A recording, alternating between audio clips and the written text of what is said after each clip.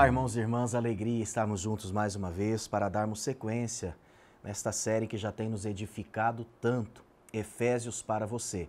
Nós estamos no capítulo de número 2, nós já falamos aqui sobre a tão grande salvação, foi o último estudo apresentado, e hoje eu quero conversar um pouquinho sobre a importância das diferenças a despeito da inimizade. Ou seja, diferenças, sim. Inimizade, não. Certa feita eu li um livro de Ellen Craigman chamado Emoções para Mulheres, uma dupla publicação, e Desejos para os Homens. E nesta obra ela tem um capítulo, nesta obra Desejos, que foi feita para os homens, e esse capítulo tem o seguinte título: Um brinde às diferenças. Então a autora, que não é uma autora cristã, ela diz que as diferenças, elas podem ser brindadas. Elas devem ser celebradas no casamento. As diferenças, elas enriquecem a relação.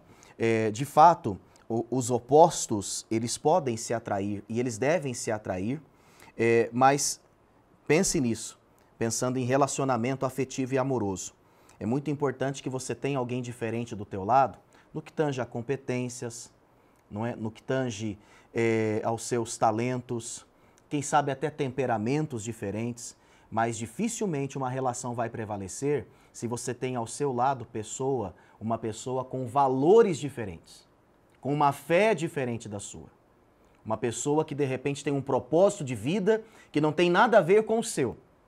Então, vamos entender aonde é que as diferenças elas entram, onde é que elas cabem nas relações, principalmente na relação afetiva. Mas falando desta relação de membros do corpo de Cristo, de discípulos da Igreja de Cristo, nós podemos sim celebrar as diferenças, nós podemos sim fazer um brinde às diferenças. O nosso Deus é criativo, a sua graça ela é multiforme, muito embora a nossa doutrina tenha uma única cor, que é o sangue carmesim, não é? Que é esta base sobre a qual tudo deve acontecer na nossa vida. Mas igreja é lugar sim de celebrarmos as diferenças. Mas por que, pastor? Parece que essa palavra não encaixa muito bem. Olhe comigo aí o verso 16 do capítulo 2. Ele diz: E pela cruz reconciliar a ambos com Deus em um corpo, matando com ela as inimizades. A cruz destruiu a inimizade, não as diferenças. O problema é que nós usamos as diferenças como pretexto para a inimizade. Para nós, as diferenças quase sempre são um sinônimo, não é verdade, de inimizades. Só que a Bíblia diz que, na verdade, diferenças não tem nada a ver com inimizade. Eu jamais vou poder usar como pressuposto a diferença de dom, de talento, de sexo, para, de alguma forma, valorizar, para apregoar a inimizade. E aí nós encontramos, na carta de Paulo aos Efésios, as bases que garantem a nossa unidade a despeito das diferenças. Quando nós entendemos esse pressuposto que a cruz destruiu a inimizade e não as diferenças, nós também encontramos essas principais bases para, de fato, convivermos em paz e em harmonia uns com os outros, tá? Bom, vamos lá. As bases teológicas para a unidade. A primeira delas, a própria obra da cruz de Cristo, cujos efeitos continuam valendo também em nossos dias. Aliás, eles serão relevantes até a eternidade. Segundo o pressuposto teológico para a unidade, a Trindade é o maior exemplo de unidade. A Trindade revelada desde todos os tempos. Lá em Gênesis já encontramos a Trindade. Façamos, olha que o verbo está no plural, façamos o homem à nossa imagem e semelhança. Encontramos a manifestação do Deus Pai, Deus Filho e Deus Espírito Santo em toda a Bíblia. No próprio batismo de Jesus, nós encontramos ali a manifestação da Trindade. Paulo fala nesta carta aqui a um só Deus, um só Senhor, uma só fé, um só batismo, um só Espírito. Por isso o próprio Jesus, na oração sacerdotal, ele pediu ao Pai que ensinasse a igreja a ser una, a permanecer unida, porque ele e o Pai eram um. Senhor, que eles sejam um, como nós somos um. Para quê? Para que o mundo creia que tu me enviaste. A unidade inquebrantável da igreja. E muitas vezes, irmãos e irmãs, Deus usa a perseguição para unir a igreja, para nos peneirar, para nos lapidar. Essa que é a verdade. Porque todo reino dividido contra si mesmo não prosperará. Muitas vezes Deus dá uma chacoalhada na família para aprimorar essa unidade. Quantas famílias, infelizmente, não estão só vivendo debaixo do mesmo teto, mas não há uma cumplicidade, não há uma fidelidade, não há fluidez na comunicação. Enfim, a trindade, a base da unidade da igreja. Mas também temos o mesmo fundamento. Paulo aqui afirma nos versos 20, 21 e 22 que Jesus é a pedra angular. Participamos da mesma natureza orgânica que a igreja de Cristo.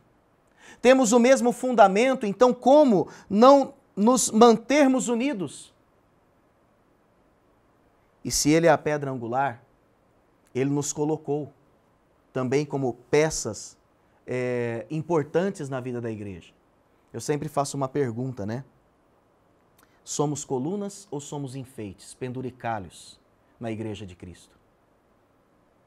Eu penso que essas pessoas que são penduricalhos, que querem ser enfeites, elas destroem a unidade. Aqueles que, pela graça de Deus e ancorados na pedra fundamental que é Cristo, são colunas, essas pessoas buscam sustentar a unidade da igreja. Não é fácil conviver comigo, assim como não é fácil conviver com você. Todos nós temos as nossas arestas a serem aparadas, mas é melhor estarmos juntos do que separados.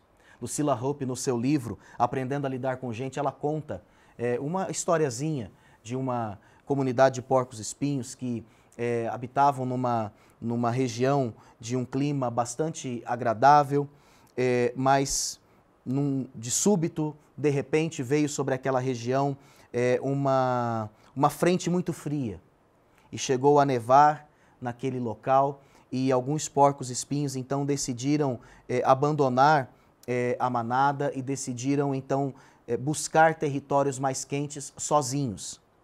E diz essa história que esses porcos que saíram do grupo, eles morreram no caminho. Mas aqueles que permaneceram juntos, eles se machucaram. Imagine um porco-espinho junto com outro porco-espinho.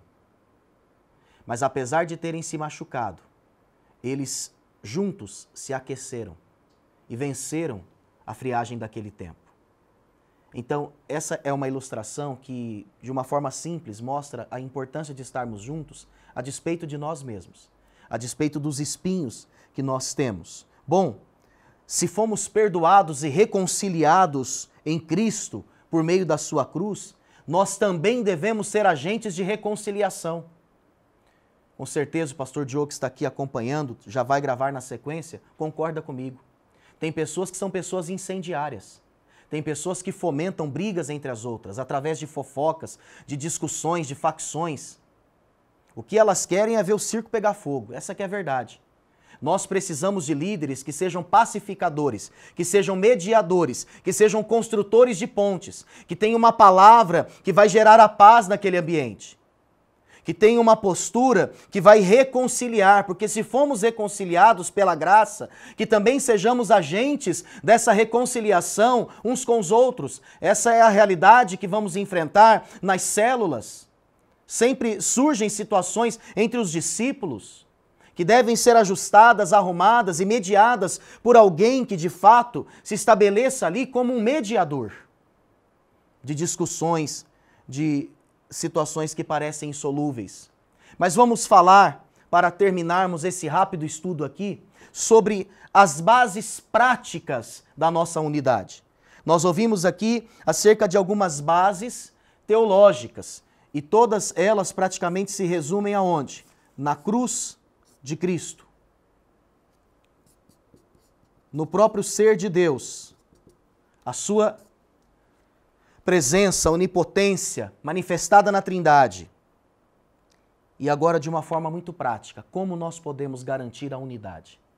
como nós podemos conviver juntos, seja em casa, seja na célula, seja nos ministérios, seja no dia a dia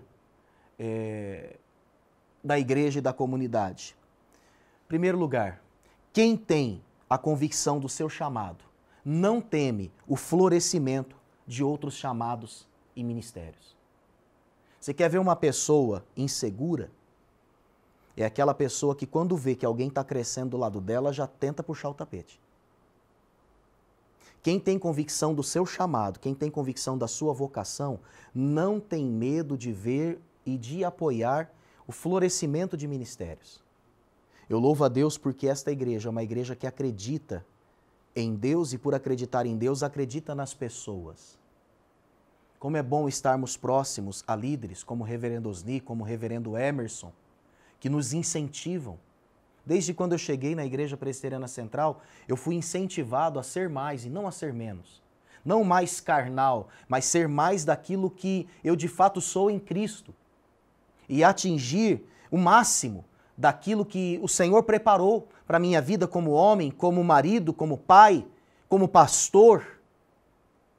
O nosso desejo é que nesse sentido, nesse contexto, você também seja mais. Se o ministério, se o chamado de alguém tem incomodado você e a mim, nós precisamos pedir que Deus tenha misericórdia de nós. Porque aquele que tem convicção do seu chamado, ele descansa, ele não tem medo de ver outras pessoas sendo levantadas também por Deus. Segundo lugar, a segunda base prática para a nossa unidade. É preciso saber que os diferentes dons, habilidades e competências representam a força do corpo de Cristo. Nós não somos autossuficientes, irmãos. Nós não temos todos os dons, ninguém tem todos os talentos.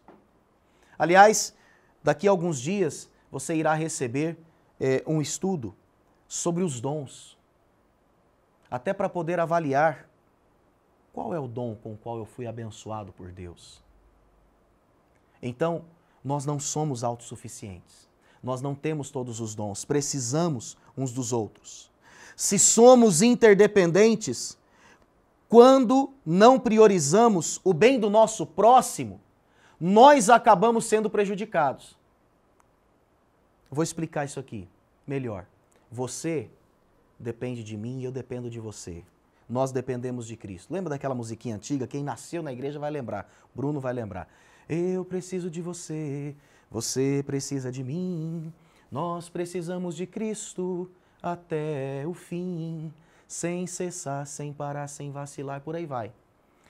Interdependência. Interdependência. Até o sucesso das nossas orações dependem do reconhecimento dessa interdependência. Olha, tu quando vieres apresentar a tua oferta, se você se lembrar que tem algo contra o seu irmão aí, vai, resolve primeiro. Então, quando a minha palavra, quando a minha postura, quando o meu pensamento, ele fragiliza o outro, eu também estou sendo fragilizado. Esses dias eu atendi uma pessoa da área da psicologia, ela estava dizendo, pastor, é tão interessante essa questão da interdependência. E ela falou, por exemplo, pais separados jamais deveriam falar mal do ex-cônjuge perto dos filhos. Porque quando uma mãe fala mal do ex-marido para a sua filha, ela tem que entender que o seu ex-marido, ele é um ser 50%, ou melhor, a sua filha é um ser 50% dela e do seu marido.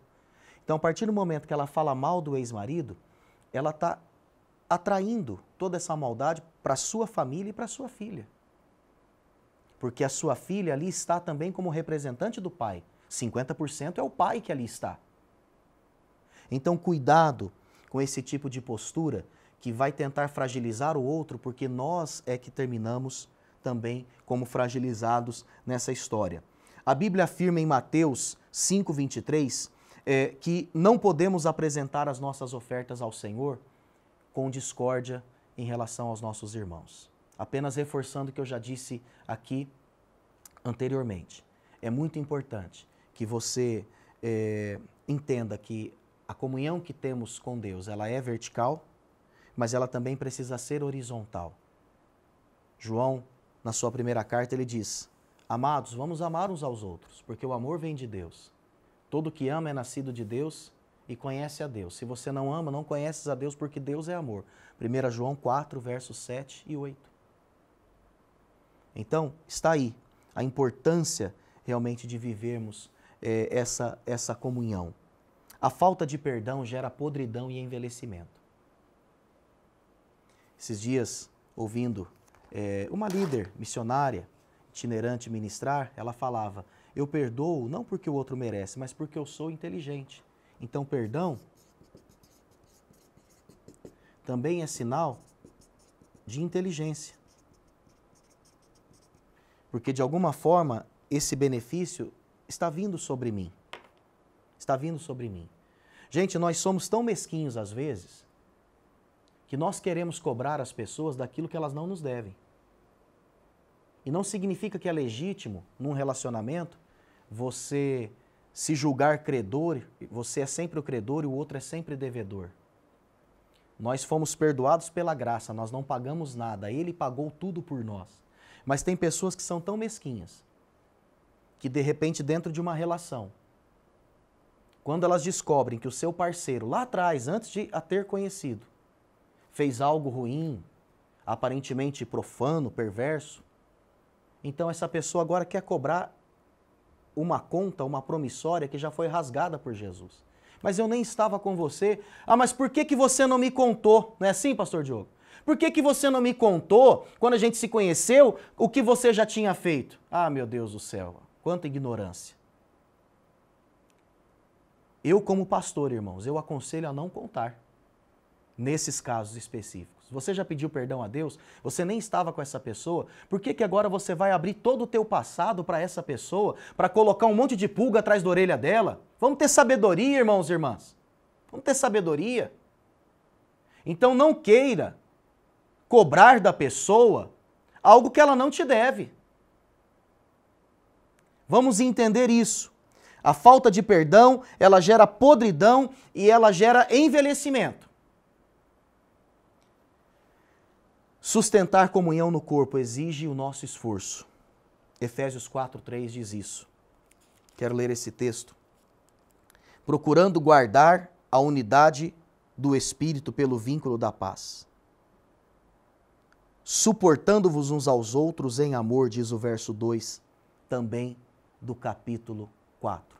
Não se engane, não se engane.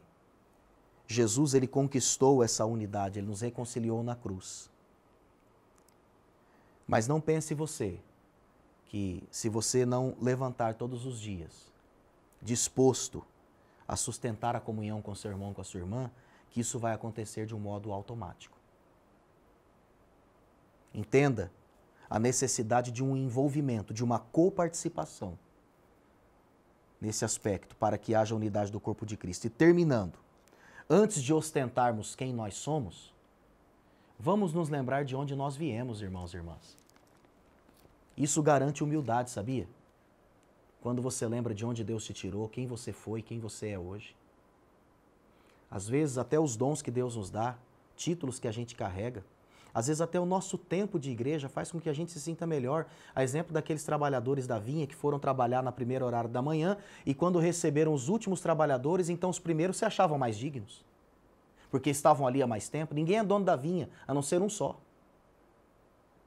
Então, Paulo aqui, ele diz no verso 11, lembrai-vos de que outrora vós também erais gentios. Então, o que agora vocês estão querendo crescer em cima dos outros? Que Deus abençoe. Que possamos assim garantir essa unidade para a honra e glória do nome de Jesus. Oremos. Pai, obrigado por esta palavra. Que o Senhor nos faça agentes de reconciliação. Que o Senhor nos faça agentes de paz. Que o Senhor possa realmente usar nossa palavra, nossa conduta, nossos pensamentos para que outras pessoas sejam abençoadas. Une, fortalece a tua igreja em meio a essa pandemia. Une, fortalece os casais, relacionamentos entre pais e filhos. Fortalece as nossas famílias. Fortalece os seus líderes, os seus chamados, os seus ministros. Tem misericórdia de nós, é a nossa oração. No nome de Jesus. Amém. Deus abençoe você. Até a próxima. Tchau, tchau.